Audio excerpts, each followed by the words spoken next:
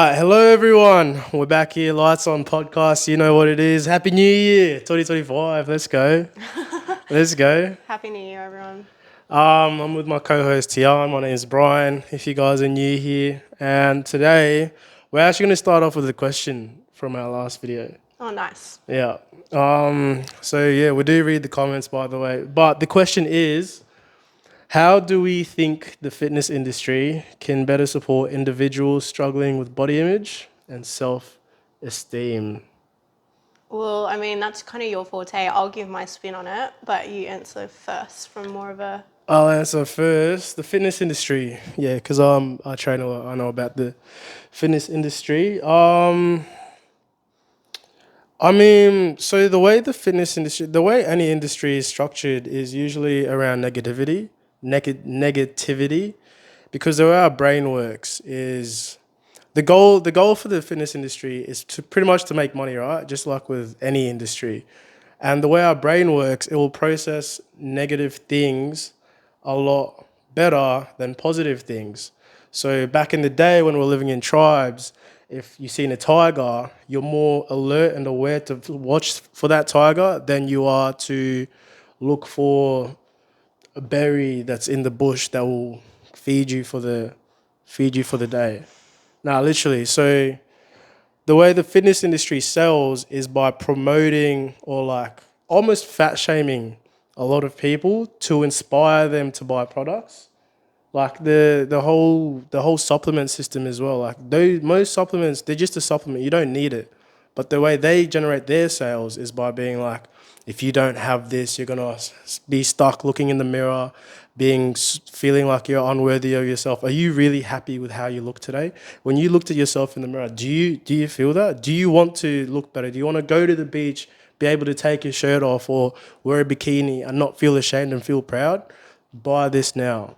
And all of that it's generates a lot of emotions, but most of those emotions are negative. So to support individuals struggling with body image and self-esteem, I feel like you need a more holistic approach or a more internal approach where you accept yourself first and feel good in yourself before you even start training, because then when you start training or It's a doing reflection things, of that belief that, yeah, yeah, I totally agree. I was going to say, like, you can't be looking outward for to change your self-perception. You never can. So exactly what Brian said, like you literally took the words out of my mouth. It starts with self-acceptance. If you have a low body image, it's because you have placed a judgment and therefore a belief that your body is unacceptable in relation to societal terms of what the beauty standard is. And no outward projection of your body is going to change that belief. You'd still feel the same thing even if you had a good body. It would never be enough. So you definitely have to reflect on your internal beliefs. And when you look in the mirror, and I'm guilty of it.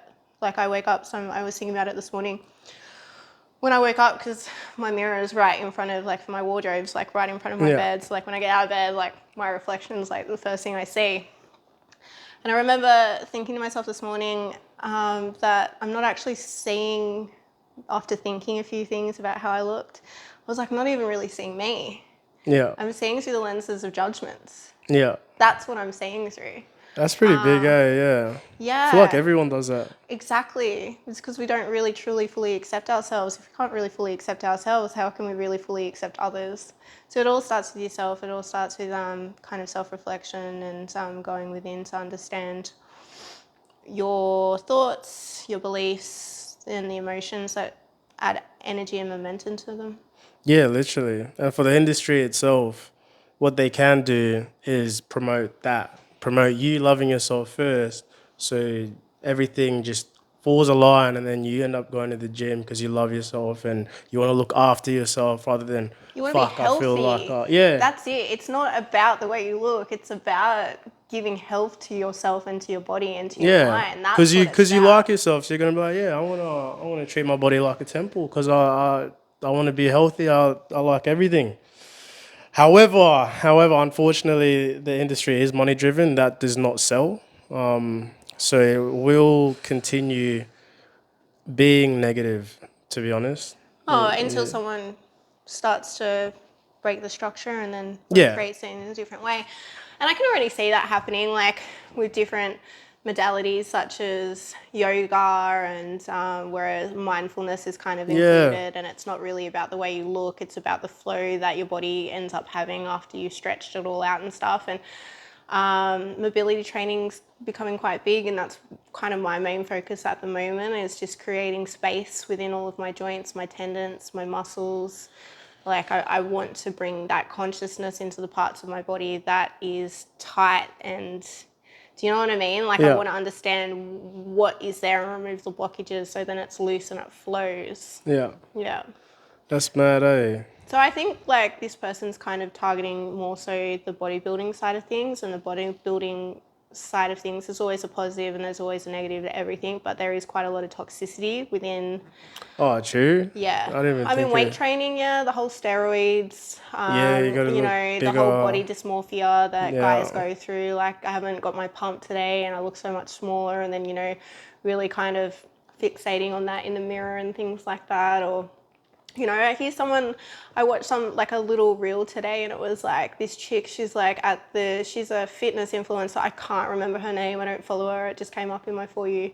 But she was filming herself talking to other people at the gym saying, oh, I think I ate too much over Christmas time. And mate, this chick's skinny as, and was really obsessing, and you could see that it was really negatively impacting her overall vibration and her self-perception. And I was just like, who cares if you ate too much over the Christmas period? Like, nothing is irreversible in that sense. If you've gained 1 or 2 kilos or even 5 or 10, it's not as if it's not easy enough to get rid of that or to change your body composition, especially if you've been training for such a long time. That's easy. So the fact that she was fixated on it, I was like, wow, it shows her limiting beliefs that she has in regards to her own body image. And she's out there trying to teach others how to create a better body when she still has all of these limiting beliefs.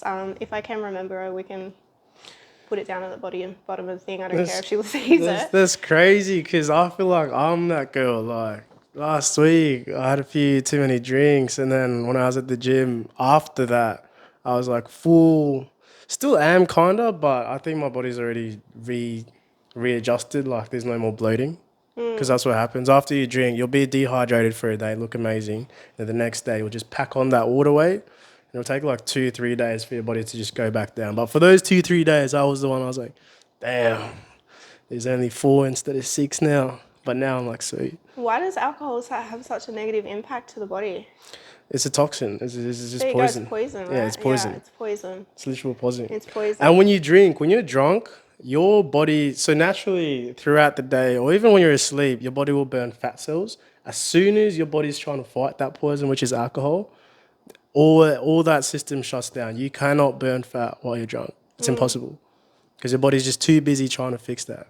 Yeah, trying to rid your body of the toxin, of the poison. Yeah. That's why you pee so much when you're drinking as well. Yeah, 100%. It's like, get out, get out. But the next thing I wanted to talk about was thoughts on 2024.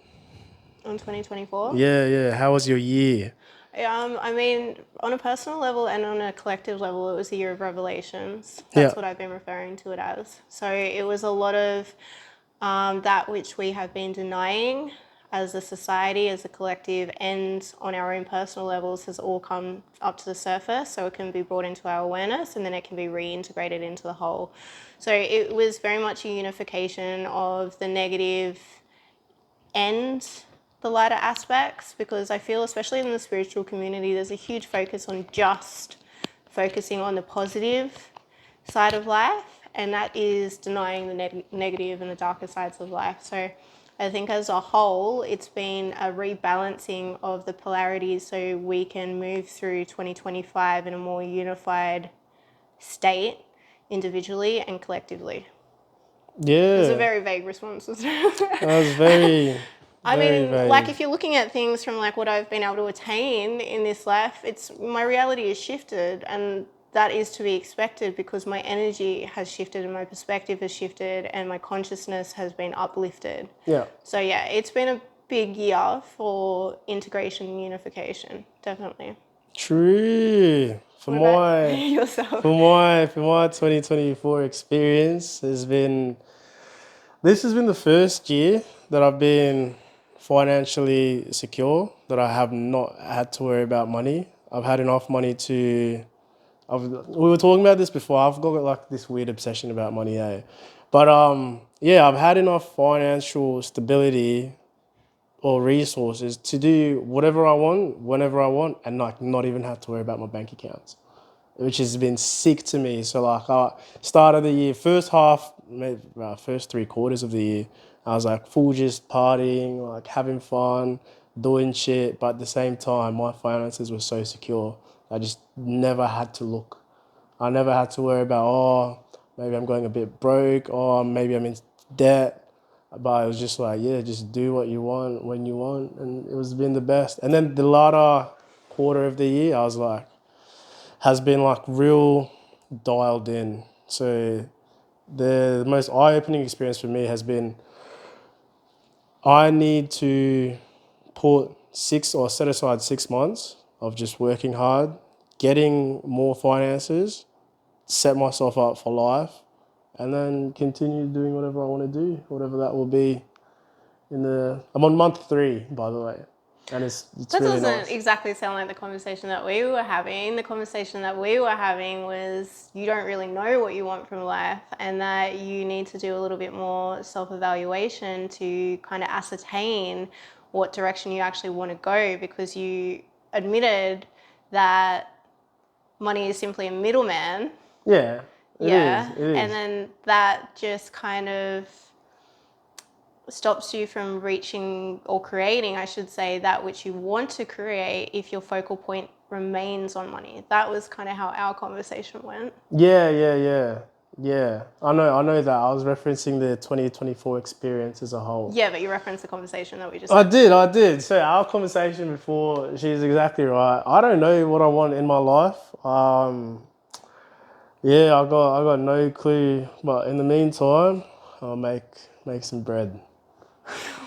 Right, straight up. In the Because he meantime, believes that money is I'm just gonna. required to gain that which Yo, money's. he wants to create, where that's I not the don't. truth of I reality don't know. I don't whatsoever. know what I want to create. So like, and I'm like thinking, is it better to have money or not to have money? Bro, fuck, it's better to have It's money. not about the money though. It's not about hoarding wealth. It's like right now you're acting like a squirrel who's about to go into a long winter and needs to fucking hoard all of these acorns in order to survive.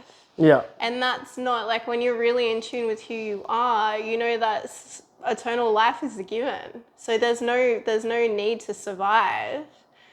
And when you come back into alignment with that truth, there's only thriving.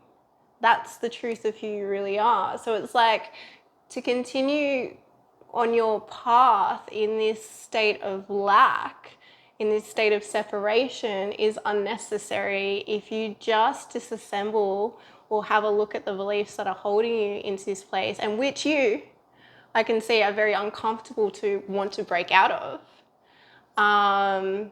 Your whole life will change, and money won't be the fixation. It'll be like, where do I want to go? What do I want to do? What do I wish to experience right now? And then you focus on it, and then life unfolds, and the path reveals itself to you to get to that point to which you want to experience. I don't know what that is, but I don't know what I want to Yes, experience. but if you keep fixating on money and creating money and making money, then you're not going to leave space within you to obtain that wisdom as to what that is which you want to create. Does that make sense? Yeah, that makes a lot of sense. That makes heaps of sense. I mean, I could create that space to figure out what I want out of life. I could do that Well, all you have to do is turn your attention inside. from that. No, it doesn't even really. I mean, No, it is. It has to. It has to be everything is inside. happening inside. I have to Everything is happening inside. turn my attention inside to figure out what I want. No, away from money, because you can turn it inside and still be fixated on money. Everything's happening inside. This is just a projection of what's inside. Yeah, turn it away from money. Yeah, so just for even an hour, just think, who am I? What do I want to create? What do I want to express? Because that's what a creation is, an expression of who you are. So who am I? what am I? What You do know- I want to create? You know that saying, or you know that belief, like that point in life where kids go through like, oh, or they ask their parents, oh, what's the meaning of life? You know that stage? Mate, I asked myself that when I was 7. Yeah. Didn't ask anyone else. So I never went through that stage. I was like, what's the meaning of life? Do I care? Nah, I don't. So it's Just gonna do what I want. choosing ignorance and denial Yeah. over truth and wisdom, and it's dangerous. It's very, very dangerous. You look in history at that, and it's very, very dangerous. So I mean, if you want to not create a life that you truly are in alignment with, keep going down that trajectory. That's fine, because that's your free will. You have ultimate freedom. You have the free will to do that.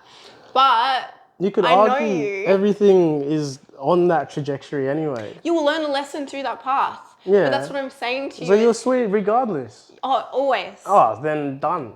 But it's unnecessary turmoil. That's all right. Okay. No. I'll figure it out. When I have answers, I don't have answers for you right now. Thanks for watching, guys. Peace out. Lights on podcast. This is mad. Like, comment, and subscribe. We do read the comments. If you have any more questions, we will answer them in the next episode.